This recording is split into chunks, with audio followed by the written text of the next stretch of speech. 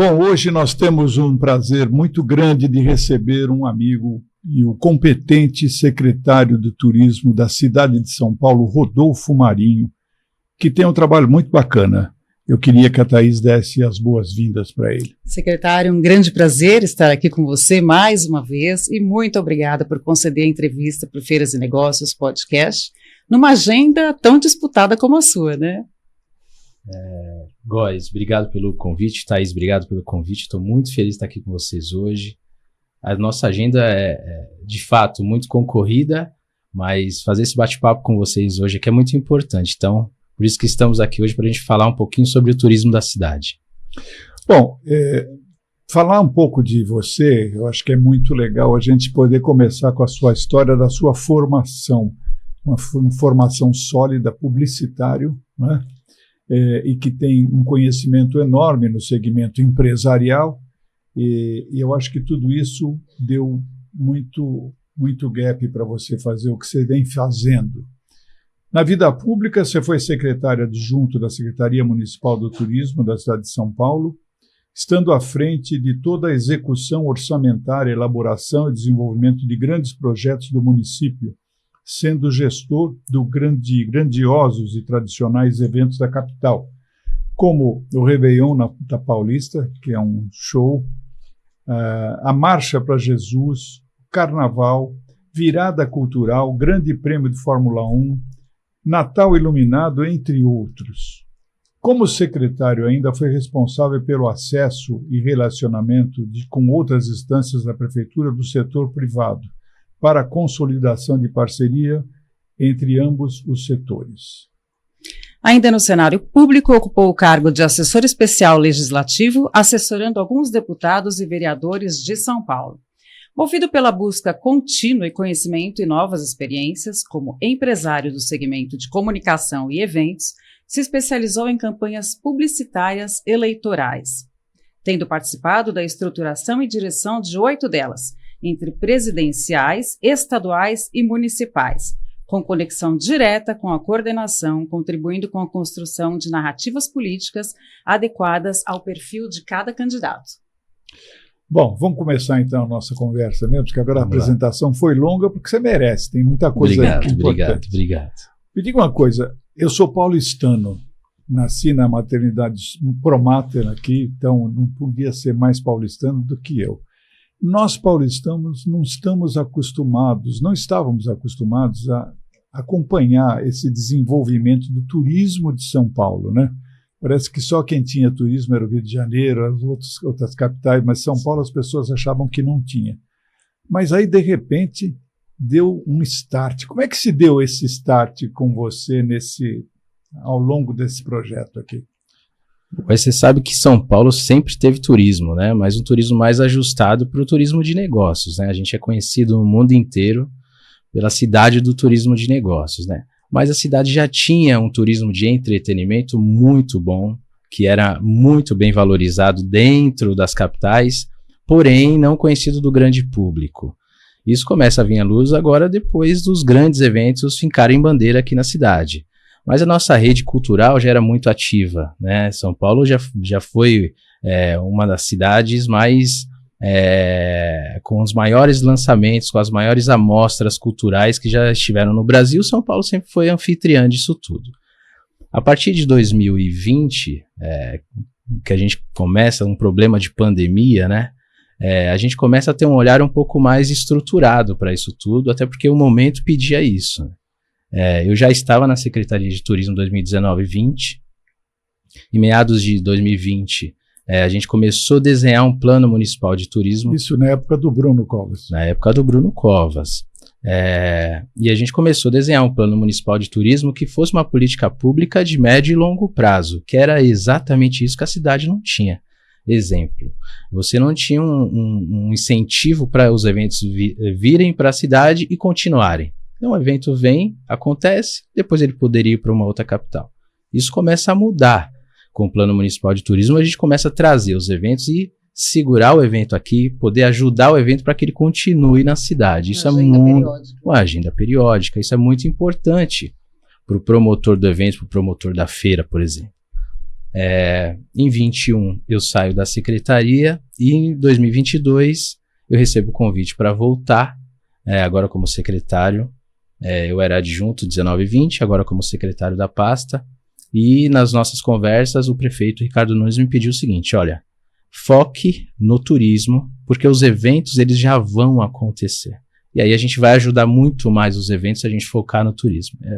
É nesse sentido que a gente começou a trabalhar assim que eu tomei posse, no dia 3 de maio de 2022. E lá se vão 2 anos que estou lá à frente da secretaria com uma equipe fantástica de profissionais. É muito legal. Nossa equipe, eu preciso aqui agradecer a minha equipe, porque sozinho ninguém faz nada, você sabe muito bem disso.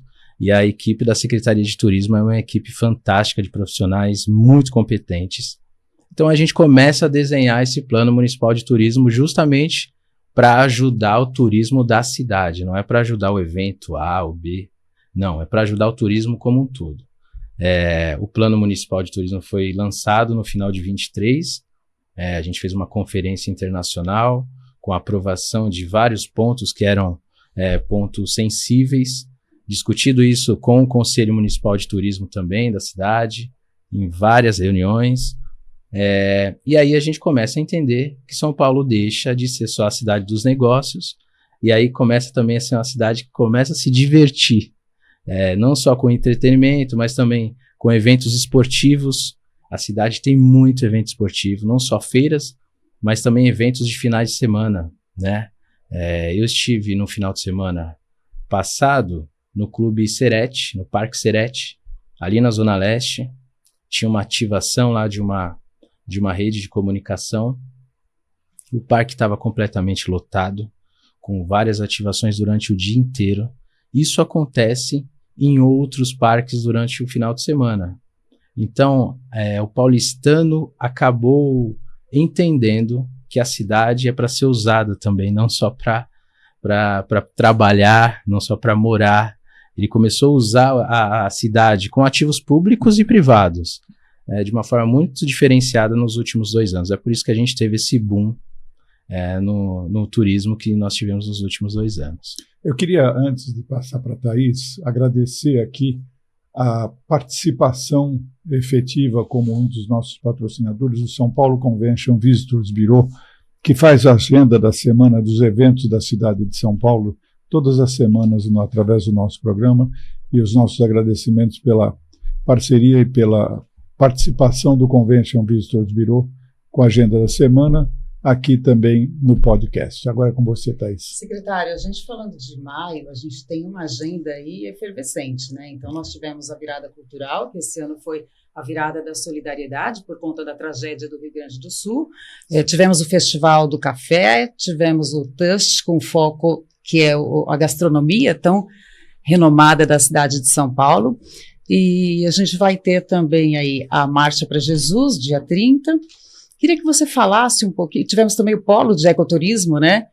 Queria que você falasse um pouquinho sobre cada um desses eventos e principalmente explicasse para a nossa audiência essa questão da adaptação que nós tivemos da virada cultural para a virada da solidariedade, por esse momento mais difícil que nossos irmãos passam lá do Sul. Eu vou começar pela virada, que é um evento com mais complexidade que nós temos na cidade durante o ano, né? Um evento gigantesco. Esse ano nós tivemos 12 arenas com 24 palcos, 2 palcos em cada arena. Mas tivemos também 58 pontos diferentes na cidade, ativados pela Secretaria de Cultura e pela Secretaria de Turismo, que são pontos menores, mas tivemos ati-vação durante as 24 horas. A virada é um evento muito complexo, né? Quando ela sai do centro e começa a ir para a região um pouco mais periférica, a logística disso também fica um pouco mais trabalhosa para fazer. Mas é o segundo ano que dá muito certo. Esse ano, com todo o problema que nós tivemos lá e estamos tendo ainda no Rio Grande do Sul, a gente começou a reavaliar se era viável ainda fazer a virada ou não, justamente porque é um evento de uma magnitude nacional. E aí, nas nossas reuniões, decidimos fazer a virada da solidariedade. Foi um sucesso. Foi muito legal isso. Não só de público, mas também de arrecadação, né? Nós tivemos muita arrecadação, algumas toneladas de alimentos, inclusive hoje a primeira-dama está chegando no Rio Grande do Sul, justamente para poder fazer essa ponte das arrecadações que a gente tem feito aqui na cidade, para levar para lá. E aí foi um sucesso a virada, não só de público, mas também de comoção das pessoas, né? A gente viu muita família, a gente viu os shows lotados, inclusive alguns artistas fazendo a campanha junto com a gente, que é difícil você ver, não é? Eu acho que foi a melhor virada que eu já participei. Eu também sou paulistano, eu tenho 40 anos, vou na virada cultural há muito tempo, inclusive quando eu era no centro da cidade, eu curti a virada de ficar ali 10, 12 horas de palco em palco, né? Hoje, trabalhando dentro da virada, não consigo fazer isso. A gente vai mais para trabalhar. Mas eu acho que é uma virada que vai ficar na história. Não só com a organização, que foi muito bem feita pela Secretaria de Cultura na classe dos artistas, na elaboração do evento, mas também pela Secretaria de Turismo e pela SP Tours, que faz toda a infraestrutura disso, né? A gente tem reuniões 4, 5 meses antes. A gente não consegue fazer mais nada no final de semana, porque não tem equipamento suficiente para atender outros eventos. É um final de semana bem atípico de tudo que a gente tem na cidade. Discorrendo um pouco mais sobre os outros eventos, eu vou citar um evento privado que é o Taste of São Paulo. Ano passado o evento aconteceu em 2 finais de semana, esse ano ele aumentou para 3 finais de semana. Ano passado o Taste já foi o maior evento no mundo. O Taste acontece em outras capitais do mundo, de São Paulo ano passado passou todas. Foi o maior do mundo? Foi o maior do mundo. Em público, foi o maior do mundo. Por isso que esse ano eles aumentaram para 3 finais de semana, porque você tentava comprar o ingresso que não dava para juntar tudo numa vez só. Não dava, você tinha a capacidade esgotada em muito pouco tempo, né? Então, o privado hoje também vê esse desenho da cidade querendo aproximar, para fazer parcerias para que o evento também cresça, né? Eu estive lá no passado junto com o prefeito lá no Taste, ficamos uma tarde lá, até para entender a dinâmica do evento. É um evento muito gostoso, né? Você poder passar por alguns restaurantes, que às vezes aqui em São Paulo você tem 2 meses de fila de espera, 3 meses para poder ir lá jantar, e o chefe está lá fazendo uma experiência, uma experiência muito legal. Isso. Você vê famílias colocando canga no jardim, na grama, sentando para comer, o pessoal tomando vinho. Olha, eu já fui em alguns festivais, mas você vê o paulistano tomando vinho, sentado na grama, é difícil de se ver. É difícil. Então, Taste é um case de sucesso. Entre outros, né? A gente tem na secretaria, passaram por lá ano passado, 2023, 3.300 eventos catalogados, que nós participamos, alguns de execução, outros só com parcerias institucionais. É um número assustador quando isso é dito em qualquer outro lugar do mundo. Eu não conheço. Até falo isso para o meu amigo Gustavo Pires, presidente da SP Tours. Ele fala às vezes para mim: Rodolfo, eu vou dar uma viajada. Eu falo: vai, cara, vai, porque fazer o tanto de eventos que a gente faz aqui em São Paulo, e quase todos em parceria, tá, Góes? A secretaria faz alguns sozinho, mas 90% desses eventos a gente faz em parceria com a SP Tours. É uma insanidade de produção, assim, é muita demanda, 70, 80 eventos todos os finais de semana. A gente precisa dizer isso, né? Porque às vezes fala: olha, mas a prefeitura não promove bastante. A prefeitura não faz parceria. Fazemos sim. Então, a gente, enquanto secretário, tem esse olhar um pouco mais apurado, não só da parte pública do evento, mas também da parte privada, de ajudar o promotor, não é? Então, esse mês de maio é um mês de Marcha para Jesus, que é dia 30, e São João Paulo também, que começa dia 30, que é um evento de São João com o DNA da cidade.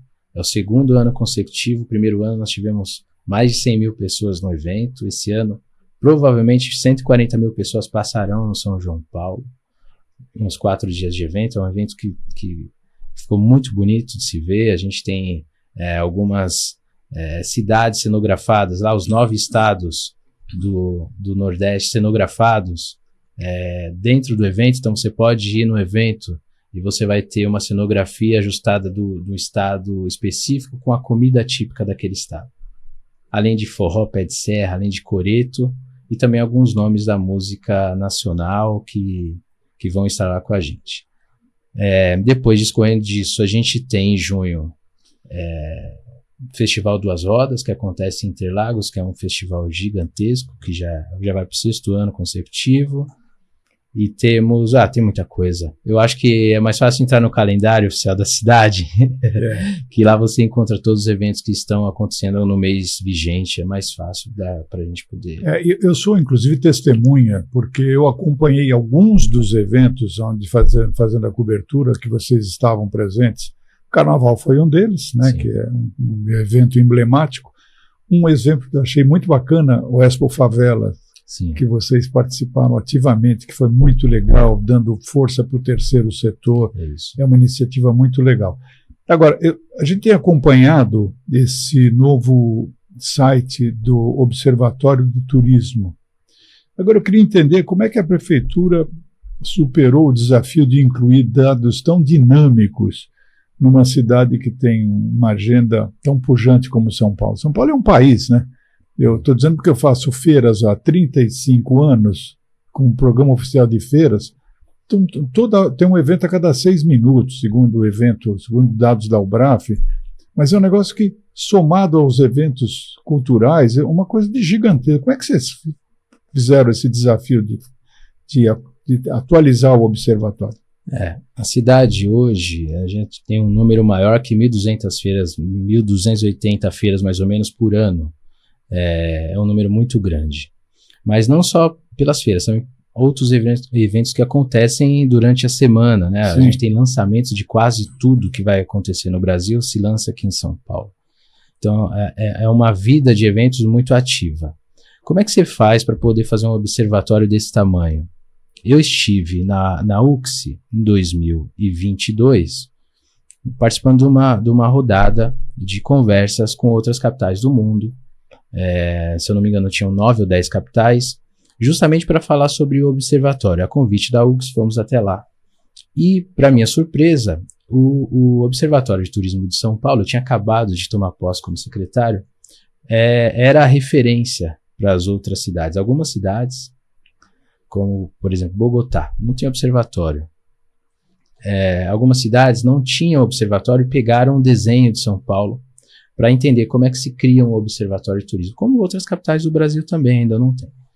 Isso é um trabalho que já vem há muito tempo. Isso não foi criado pela gente, dentro da SP Tours, enquanto Paulistur, lá atrás, depois a AMB e agora a SP Tours, é um trabalho de alguns anos já, né? O observatório, graças a Deus, os governantes não deixaram o observatório morrer. Você alimenta o observatório com pesquisa, com gente capacitada e com também a ideia do gestor público de fomentar isso. Então, exemplo, na Fórmula 1, a gente ajuda o evento com uma série de outras coisas no entorno do autódromo, levamos algumas ideias para poder aprimorar sua chegada no evento, mas também fazemos uma pesquisa minuciosa dentro do evento. É uma pesquisa muito bem feita, que confronta a pesquisa que a Fórmula 1 também entrega para nós na prestação de contas, para ver se eles também estão fazendo a lição de casa. O observatório serve exatamente para isso. Ano que vem, no próximo evento, alguns erros que a gente pode ter cometido, o observatório e a pesquisa já vai apontar, olha, aqui a gente errou, aqui vamos melhorar, vamos cobrar isso do promotor do evento. Então, é um trabalho contínuo, tá?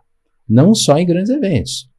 Eu tenho alguns eventos de 20 mil pessoas, 15 mil pessoas que a gente bota pesquisa para poder entender, porque é um nicho diferenciado. Às vezes é um evento que a gente está apoiando a primeira vez, às vezes é um evento que a gente quer trazer de outro estado para cá, então vamos fazer pesquisa para ver se cabe. E mesmo. Serve de referência para vocês. É a nossa baliza. É a sua base, né? Exatamente. Não tem como se balizar numa cidade de 12 milhões de pessoas sem que você tenha um observatório muito ativo, né? Isso a gente tem que agradecer aos governantes anteriores que continuaram com o Observatório de Turismo lá na SP Tours, que foi Paulistur, foi a AMB.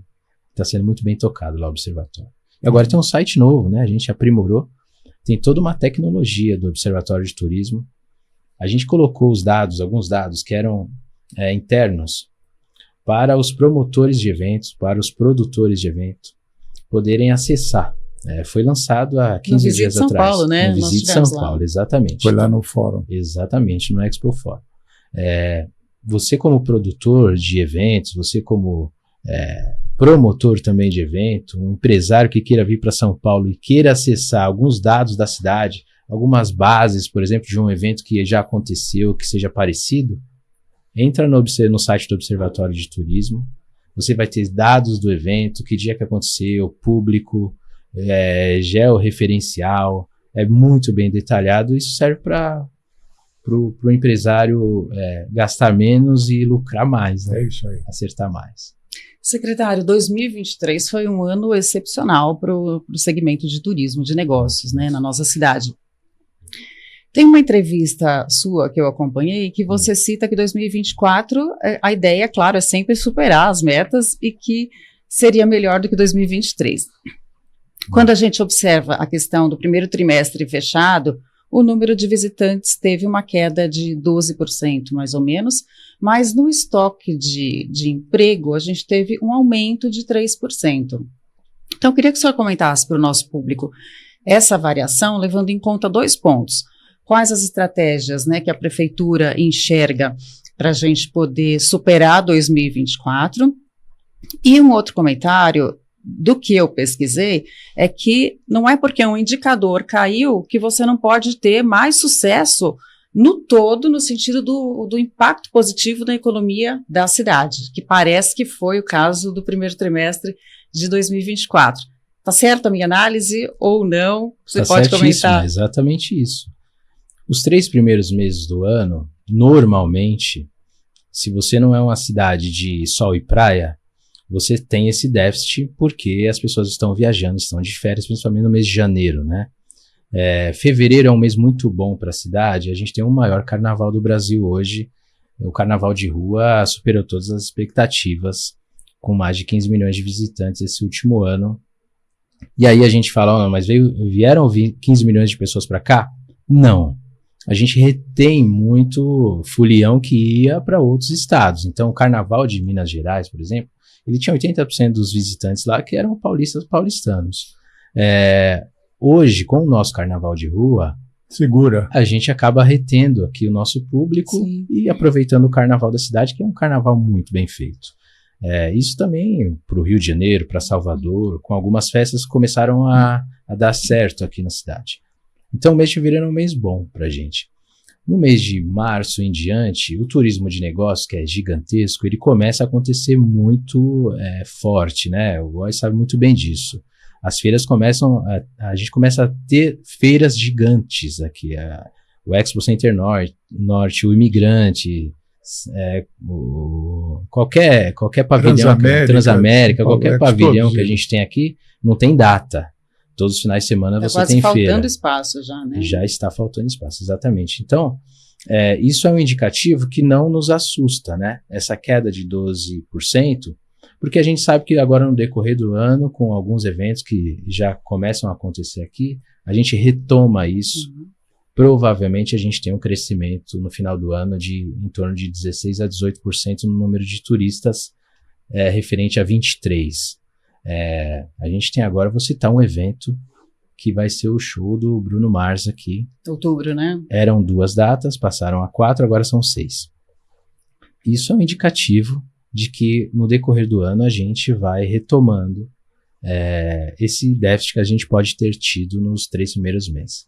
Agora, um dado curioso que você falou, Thaís, isso é bem legal a gente comentar sobre isso. São Paulo, de 2021 até 2024, recebeu aqui, cidade de São Paulo, 51 mil empresas vieram para a cidade de São Paulo.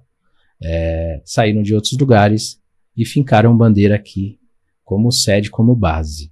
Isso é um indicativo muito grande, muito bom, porque a gente tem uma ideia de desenvolvimento econômico, de geração de emprego e renda, que faz com que os indicadores de desemprego baixem demais por conta desse número, né? Isso de toda a magnitude, desde empresas com 6 funcionários, com 3 funcionários, até multinacionais com 300 funcionários. Esse trabalho de ajudar as grandes empresas também a virem para cá tem um impacto direto no turismo, porque quando a empresa vem para cá, o funcionário fica aqui, ela faz eventos para promover, é um ganha-ganha, tanto da parte empresarial quanto da parte pública também. Agora, baseado nisso que você acabou de colocar, eu tenho uma preocupação pessoal. Com essa gestão tão produtiva de eventos, de potencializar eventos, primeiro, 2 questões. Não vai faltar espaço para os eventos aqui em São Paulo? Isso é uma delas. Segundo, nós vamos ter agora, em junho, a inauguração do Distrito Anhembi, né, que será muito bem-vinda, maravilhosa. Quais são os impactos que poderão causar essa nova inauguração? São dois momentos aí. Eu queria que você me dissesse, na sua ótica, o que é. Eu sou da época, Góes, que eu passava no Anhembi e dizia o seguinte: um dia eu ainda vou fazer uma feira aí. O Anhembi sempre foi referência, né? Para todo mundo que fazia feira no Brasil. Não vou dizer nem em São Paulo, no Brasil. Quando uma feira vinha para o Anhembi, eu vou para o Anhembi. É porque ela estava no ápice dela, concorda? Essa gestão agora compartilhada lá com a GL, Grupo GL, é muito assertiva, porque o investimento que eles estão fazendo lá, com toda a mobilização no entorno, e não é só dentro do distrito, você tem um entorno, você tem uma infraestrutura do entorno, você precisa chegar lá. É uma coisa muito bem feita, assim. É um investimento grandioso que eles estão fazendo, que o poder público levaria alguns anos para poder fazer, até pelos impasses jurídicos que a gente tem. As limitações que fazem parte. Exato. Às vezes você quer fazer uma obra em 6 meses e por uma coisa ou outra o Ministério Público diz, olha, vamos esperar mais 8 meses. Isso pode atrapalhar. Quando você faz uma gestão compartilhada, que é o desenho lá do Anhembi, eu sempre digo que é compartilhado porque eles sempre perguntam pra gente o que vocês acham, e a gente pergunta pra eles, olha, concessão é feita assim, né, gente? Você viu o Parque de Ibirapuera, deu muito certo por conta disso. O Anhembi se torna hoje, na minha concepção, um dos maiores ativos da América Latina. A reforma que foi feita, está sendo feita lá, eu nunca tinha visto dentro de um ativo para eventos, né? Eles estão fazendo uma modernização, não só do pavilhão, mas de tudo, que é muito, muito legal. Provavelmente no segundo semestre esgotem as datas para 25 lá de locação. Assim que eles abrirem, a gente vai ter uma demanda muito grande. Isso é bom, porque também os outros pavilhões que estão lotados conseguem ter uma aberturazinha na agenda para trazer outros eventos. Eu sinto o seguinte, que São Paulo não que esteja saturada, mas ela já está alinhada para que grandes e bons eventos fiquem e continuem. Mas ela começa a ter um déficit para eventos de médio porte, por exemplo, principalmente feiras, né? E eventos de entretenimento. A gente vê o entorno de São Paulo, de 80 a 100 quilômetros, já muito ativado com eventos que não conseguiram fazer aqui e começaram a caminhar para lá. Tem também uma ideia muito legal que provavelmente saia do papel agora no segundo semestre, é que a prefeitura, a cidade tem uma grande arena para promover não só jogos de esportes, NBA, uma série de coisas que a gente pode ativar, mas também para promover eventos dentro dessa arena, né? Poderão ser desviados para lá parte médio dos porte, eventos. talvez. De médio porte, de 15 a 20 mil pessoas. É bom. A gente precisa fazer isso. Para segurar dentro da muita da demanda, a logística. Você pôs fogo tanto nesse negócio do turismo que agora precisa arrumar um lugar para ter. É um problema bom, né? É um problema bom. Eu visitei algumas cidades ano passado em que alguns pavilhões estavam vazios por falta de demanda. A gente não sofre desse mal aqui em São Paulo. Claro que a gente precisa aprimorar muito e também não pode dizer, olha, nós somos os melhores. Não é isso. Não. Mas a gente está fazendo a lição de casa. Assim. A gestão está fazendo uma complexidade de ajustes com eventos que eu, que trabalho no mundo dos eventos há muito tempo, nunca tinha visto, né? tem que ter um olhar público para o evento privado também. Então está dando muito certo. Dentro disso, secretário, dessa lição de casa que você citou, há de se ter uma preocupação em questões de segurança e conforto para os participantes dos nossos eventos, né?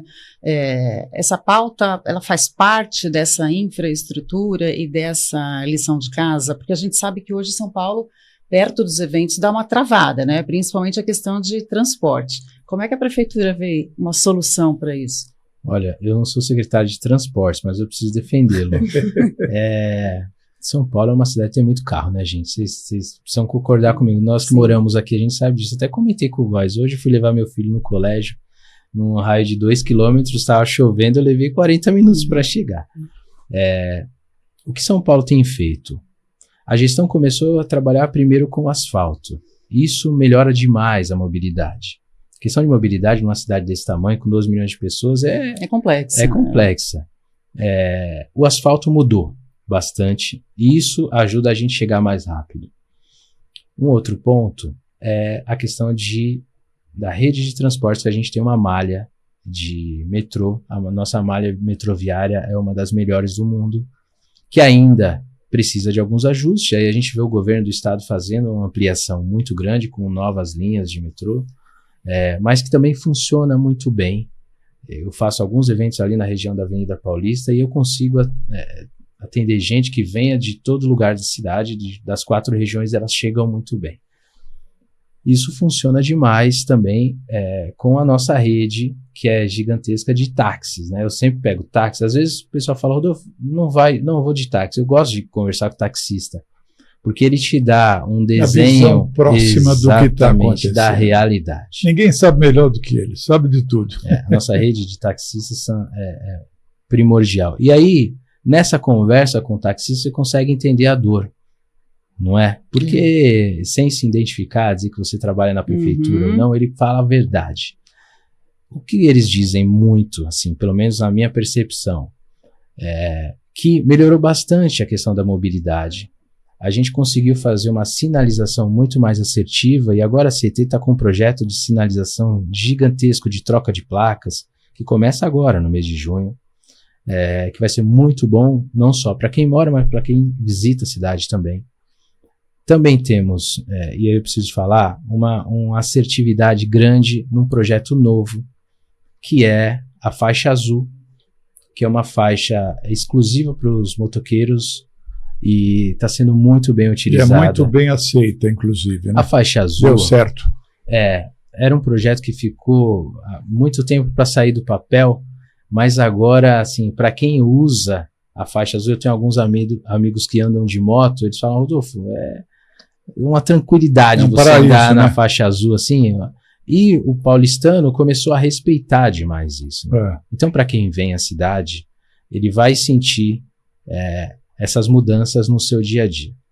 Um outro ponto que eu preciso dizer que é essencial para quem vem à cidade, a gente tem, por exemplo, o aeroporto de Congonhas. Eu tive uma reunião com o pessoal lá da nova gestão do aeroporto de Congonhas. Eu não tinha noção. Góes, por mês, passam por Congonhas 1.900.000 pessoas. 1.900.000 pessoas? Por mês. Nossa. Gente, vocês têm noção? Congonhas, né? É um aeroporto no meio da cidade. É um aeroporto urbano igual ao Santos Dumont. É muito. O número de voos é uma insanidade. Você precisa, o pessoal diz para mim, Rodolfo, precisa falar com o pessoal, porque toda vez que eu vou em Congonhas tem um trânsito ali. Hoje, mas não tem como. A não ser que a gente faça um pouco mais subterrâneo, porque é uma imensidão de gente chegando e saindo de Congonhas todos os dias. Então, nessas conversas, por exemplo, com a gestora de Congonhas, a gente começou a discutir a mobilidade. Exatamente, a infraestrutura urbana no entorno, para que São Paulo também consiga ajudar o privado que está lá fazendo a operação do aeroporto. E aí essas discussões já começaram esse ano, eles vão fazer uma grande reforma lá para 24, começa agora meio de 24 e deve terminar no meio de 25, no final de 25, por ali. É uma preocupação nossa, não só para quem usa, mas para quem também chega, faz uma reunião e vai embora, né? Então a gente está fazendo um desenho de gestão não só para o turismo, mas também para a infraestrutura, para a mobilidade, para a rede de transportes.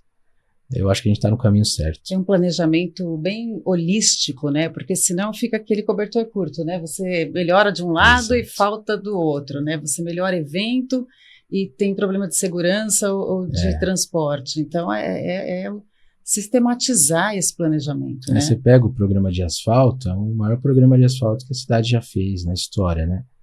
Eu tinha um olhar por asfalto nas grandes avenidas, mas depois, quando foi apresentado o plano de asfalto, e aí às vezes a gente não tem percepção, porque a gente está aqui trabalhando no escritório e vai para casa, mas nas regiões um pouco mais afastadas do centro, o programa de asfalto chegou muito bem. Então é exatamente entender isso. Olha, tá muito legal 23 de maio asfaltado, mas lá na minha rua tá ruim. Quando você faz um programa completo, igual é o programa do asfalto, você não só beneficia quem está trabalhando, quem está naquela rede de dia a dia, mas também a sua calçada, o seu dia a dia, a sua mulher que está saindo para levar o filho na escola. Acessibilidade. A acessibilidade, né, que você tem para sua mãe, por exemplo, ir ao supermercado. Não adianta a infraestrutura da avenida estar muito boa, mas a sua rua está esburacada. Então, acho que a gente está acertando nisso. Inclusive, quando nós tivemos agora no último podcast, o penúltimo, com o Rodrigo Goulart, nosso vereador, eu havia comentado, sugerido a ele algumas hipóteses que a gente até conversando com outras pessoas. Você acabou de falar do aeroporto de Congonhas de 1.900.000 pessoas por mês. Sugerindo, que eu não sei se seria da esfera municipal ou estadual, quem sabe tentar fazer, o negócio do asfalto está muito bom, mas quem sabe fazer a história da locomoção sobre trilhos elevada, com aquele monotrilho, que pudesse ligar, por exemplo, os principais centros de eventos, os aeroportos principais, para descongestionar um pouco a cidade, que eu acho que seria uma solução muito prática. Não precisa desapropriar ninguém, não precisa tirar ninguém do lugar, é lá em cima, no alto, que poderia vir a ser, parece o filme dos Jetsons, aquele negócio lá antigo, que é aquele negócio tudo espacial, tudo por cima, que poderia ajudar. Sim. Não sei se isso poderia ser uma possibilidade. Né? Você sabe que eu recebi um projeto lá pro Imigrantes, pro Expo Imigrantes, que saía do metrô Jabaquara e ia direto para lá. A gente começou a discutir esse projeto já, que era um projeto de monotrilho mesmo, direto ligando um centro de eventos com o apoio do terminal de metrô. Eu acho que é muito viável.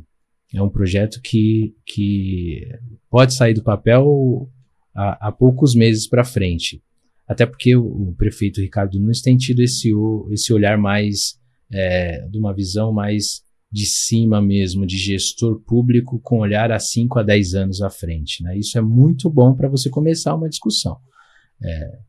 Imigrantes ali, o pavilhão já recebe feiras quase todos os finais de semana, se eu não me engano, todos os finais de semana, né? A gente acabou de falar com um amigo que ele termina o evento e já tem que fechar de novo, senão não tem data. Esse projeto está lá na secretaria, a gente começou a discutir isso, que é uma mobilidade turística, que eles dizem, né? Porque é para o visitante que não mora na cidade, o visitante do Expo, que vem de outros locais e tem o metrô como referência. O aeroporto já tem e que já acontece em vários países, né? Alemanha, França. Exatamente. É um projeto de infraestrutura que provavelmente nos próximos meses a gente tire do papel e comece a botar isso em prática. Nós tivemos há pouquíssimo tempo visitando, gravando e mostrando este Expo Fórum Visite São Paulo sob a sua direção, que aliás foi muito bem conduzido, foi muito legal, dinâmico, foi bem bacana isso, né? Eu achei muito legal, inclusive uma coisa que eu achei muito bacana, eu não sei, eu sou um amigo incondicional dos bichos, né? A história do Pet Friendly, que é muito bacana, essa coisa toda, que é uma coisa incrível. Eu queria que você falasse um pouco sobre isso que foi discutido lá, que foi muito produtivo. Estive lá com a Thaís, foi bem bacana. Foi Expo Fórum, foi uma surpresa para a gente, né? Porque eu participei do primeiro Expo Fórum do Estado, e aí eu entendi que ele balizava algumas conversas que a gente tinha no turismo com um debate muito assertivo. E aí eu propus pro Tony, falei, Tony, vamos fazer um da cidade? Porque a cidade, é claro, a gente tem um dia para conversar lá no Expo Forum, legal, mas a cidade tem alguns assuntos que não dá para esperar. Então, se a gente fizer um Expo Forum do município, eu acho que eu vou conseguir destravar algumas coisas, porque o prefeito também me cobra, viu, gente? Não cobra pouco, não. Eu chego com uma ideia lá, ele aceita. Mas da onde saiu essa ideia? Quem que falou com você? Quantas vezes você fez essa reunião no conselho? Tem que ter muita base para a coisa chegar lá na frente e dizer, sim, olha, tem orçamento para fazer, não tem? A Pet Friendly foi uma ideia da Caroline Barbosa. Eu entrevistei ela. Minha coordenadora de turismo da cidade. Entrevistei a outra pessoa que estava lá, mas a Carol. A Cris. A Cris, exato. A Caroline, há um ano atrás, me procurou, falou, secretário, olha, a gente estava montando a Fórmula 1, numa renovação de contrato, que a gente renovou o contrato para 2030, né? Era um contrato muito difícil de se renovar. E aí eu falei, Carol, eu não tenho cabeça para falar sobre isso agora, porque a Fórmula 1 quer fazer uma coisa, a gente quer fazer outra, vamos conversar depois. E ela, não, vamos falar agora e tal. E aí a Caroline me procurou, a gente começou a conversar sobre isso ano passado. E qual era a ideia? Era que a gente começasse a trazer os equipamentos, não só privados, mas públicos também, para esse debate, dizendo o seguinte, olha, a gente já está muito atrasado, a gente precisa fazer um ajuste para que vocês recebam os pets da forma mais cautelosa possível também, porque senão você causa transtorno para o visitante. Sim. E aí a gente não quer também causar transtorno para o visitante, nem desconfortos para o empresário. Foi aí que nasceu essa ideia de fazer um guia de São Paulo para os estabelecimentos que quiserem participar do programa Pet Friendly. E aí a Cris, da Universidade Pet Friendly, me trouxe um material muito, muito ajustado. A gente fez poucos apontamentos. Levei para o Conselho Municipal de Turismo, falamos sobre isso em algumas reuniões. Depois levei no final do ano para a Conferência Internacional de Turismo. A gente teve um dia de debate lá, com alguns apontamentos, corrigindo algumas coisas, e lançamos agora o Guia Pet Friendly, que baliza alguns estabelecimentos para receber o pet. E lá tem detalhes, por exemplo, de água corrente. Você não pode ter lá a água parada no pote para o cachorro beber água, depois para vir um gato beber água, não.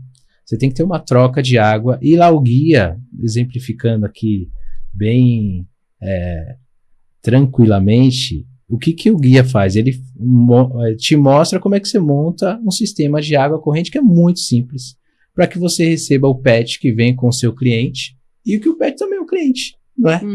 Ele vai usar o espaço tão quanto a gente. Entre outros, né? Não é só isso. E deu muito certo. 180 estabelecimentos aderiram. Na verdade, 200 aderiram, 20 não conseguiram se adequar. Então, 10% ainda não conseguiu se adequar, 90% conseguiu se adequar e receberam lá o certificado de estabelecimento Pet Friendly. Qual era a meta, secretário? A meta era o 100%, né? Agora a gente pretende que a gente faça até o final do ano em torno de 800 estabelecimentos. Tá. Então, a cada 3 meses, 200 estabelecimentos. Eu acho que a gente começa a ter 100% de assertividade agora a partir da segunda equipe, agora da segunda leva que nós vamos fazer agora no mês de junho, que a gente começa a receber o nome dos restaurantes e tem uma equipe avaliadora, não só da universidade, mas também da secretaria, que vai até o local, faz foto, faz relatório, olha, essa mesa é muito grande, precisa ter uma mesa maior, uma mesa menor, adapta, tira uma cadeira. Tem todo um ajuste para você poder receber o pet com conforto. Bom, quero falar agora de uma curiosidade do brasileiro, que afinal a gente faz a maior e melhor festa do mundo, que é o nosso carnaval. Então, ele está no calendário de eventos e ele deve ter uma particularidade na produção, na organização imensa, porque a gente fala de diversidade, de cooperativismo, cooperação, na verdade, né? Muitas pessoas e voluntários ali das escolas de samba participando. Conta pra gente como é a organização do carnaval em São Paulo, que só cresce, né? Você sabe que a gente tem 2 carnavais, né? Ninguém sabe disso. Um carnaval é o do Sambódromo outro carnaval, carnaval de rua. Carnaval de rua. Completamente diferente. Completamente diferente. Vou começar pelo Carnaval do Sambódromo. O Carnaval do Sambódromo, ele tem uma complexidade de 6 meses antes. Inclusive agora a gente já começa a ter evento agora no meio do ano, antes, 6, 7 meses antes do Carnaval. Que você tem muitas agremiações e as escolas começaram a ficar gigantes, né? Então você tem um desenho de carnaval muito profissionalizado em São Paulo.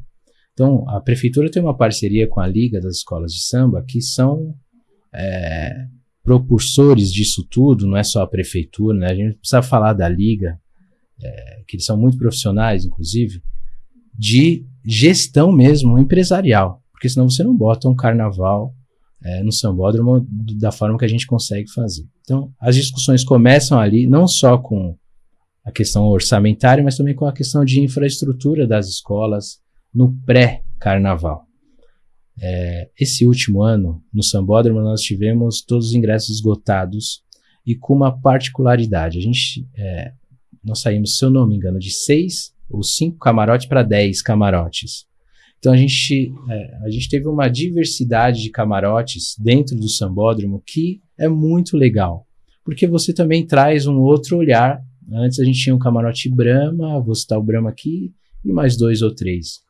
Esse último ano nós tivemos uma série de camarotes que traz uma diversidade diferente para dentro do Sambódromo, não é isso? Até para o folião poder pesar, eu vou para cá, eu vou para lá, com preços ter opção. Preços mais variados, inclusive. Isso você começa a diversificar o carnaval, você começa a popularizar. Democratizar, exatamente.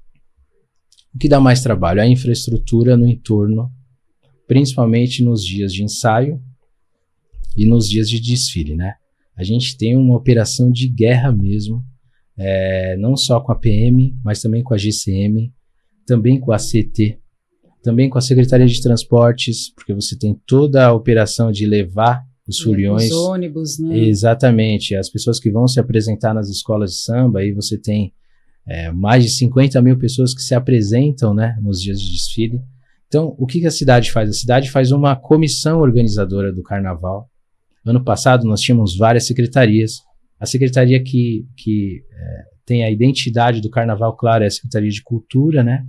É a expressão cultural mais bonita que a gente tem no país. Então, a Secretaria de Cultura, ela trabalha à frente disso junto com a infraestrutura que é feita pela Secretaria de Turismo, junto com a SP Tours. 6 meses antes, 5 meses antes, a gente já começa a ter reunião de comissão avaliadora para poder fazer o carnaval mais assertivo possível. Ano passado foi um recorde de público, tivemos poucos ajustes para se fazer, dado a profissionalização das escolas de samba no olhar de gestão mesmo. Isso faz muita diferença. Quando você começa a conversar, a entrega do evento ela começa a ser muito mais assertiva. A chegada do folião, a saída do folião. E funciona bem. O tempo que ele está lá. É uma gestão, né? Não é só a questão cultural. Agora, com a AMB fazendo uma reforma... Então, isso que é muito maluco, né? Pensar tudo isso com a AMB tocando uma reforma... Exato. Toque de caixa para poder ter a entrega em junho. Então, você tinha uma grande parte do complexo AMB que não podia entrar, fechado. Né? A gente conseguiu fazer alguns pequenos ajustes ali na operação, com estacionamentos que foram lá para o Expo Center Norte, remanejamos ali para o Campo de Marte, algumas coisas, para que a gente tivesse um assertivo de logística mais apurado ali no dia a dia. Deu certo. Claro que se o AMB tivesse com a reforma pronta, ou já tivesse... Ficaria muito melhor, então 24 vai ser muito melhor. Mas nós não tivemos grandes problemas, não. Para quem foi ao Sambódromo e curtiu os dias de carnaval, foi muito legal. Eu espero que no ano que vem a gente tenha um carnaval um pouco maior, inclusive em números de folião, porque a gente está aumentando, inclusive, a capacidade lá do AMB. Então deve dar muito certo, eu não vou contar detalhes, mas o caminho é esse, que a gente aumente um pouco a capacidade. E o Carnaval do Sambódromo, para mim, com todo respeito ao Rio de Janeiro, eu tenho alguns amigos cariocas, mas assim, eu prefiro de São Paulo. Eu também. E falando do Carnaval de rua? Carnaval de rua. Pra gente que trabalha no pré, no Carnaval e no pós, são uns 20 dias sem dormir. Porque são 3 semanas de Carnaval de rua com muita gente na rua. Muita gente na rua.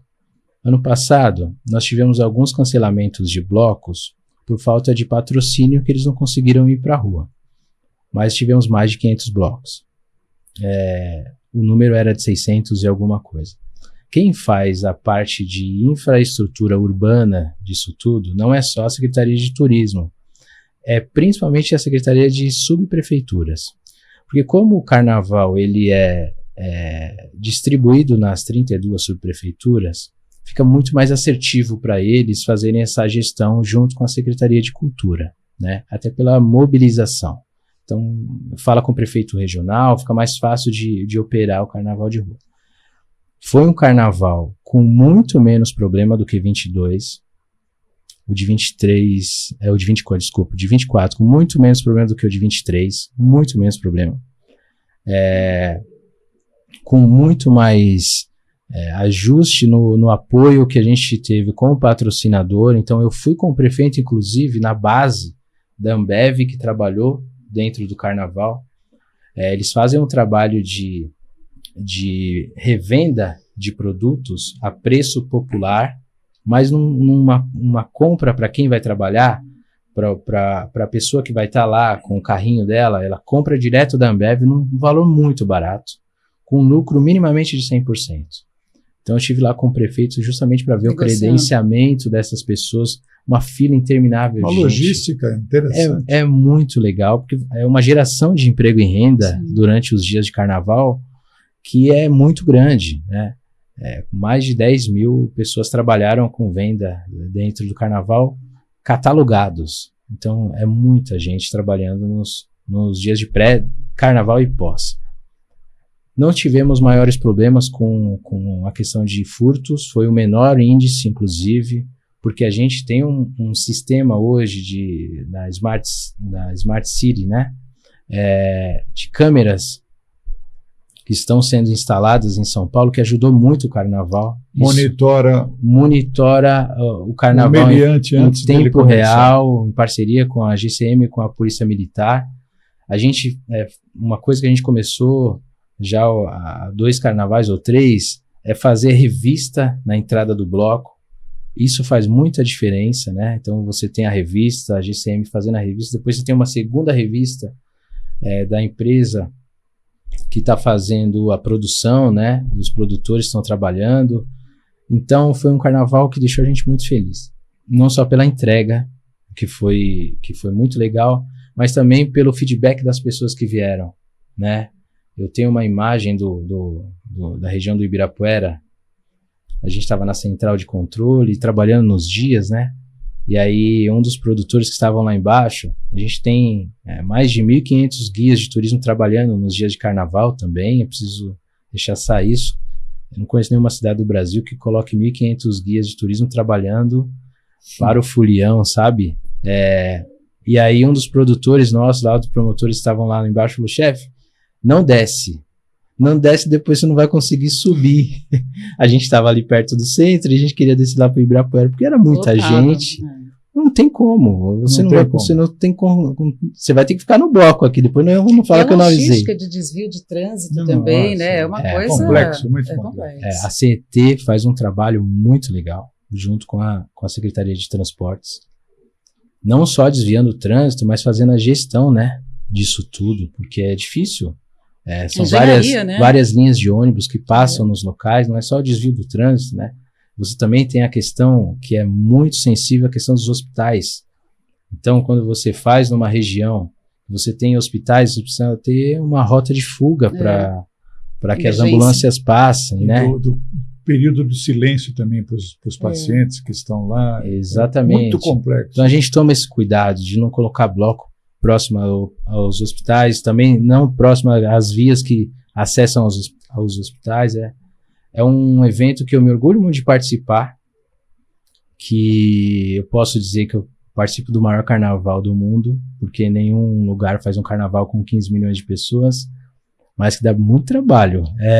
São 20 dias sem dormir, o telefone toca às 3 da manhã e vambora, vamos fazer. 24 tem mais, 25 tem mais. Bom, eu queria aqui, então, agradecer mais uma vez ao nosso São Paulo Convention Visitors Bureau pela parceria, pela participação como um dos nossos patrocinadores, com a agenda da semana, com o Tony Sando, com todas as pessoas do Convention, e mais do que nunca agradecer aqui ao nosso secretário Rodolfo Marinho.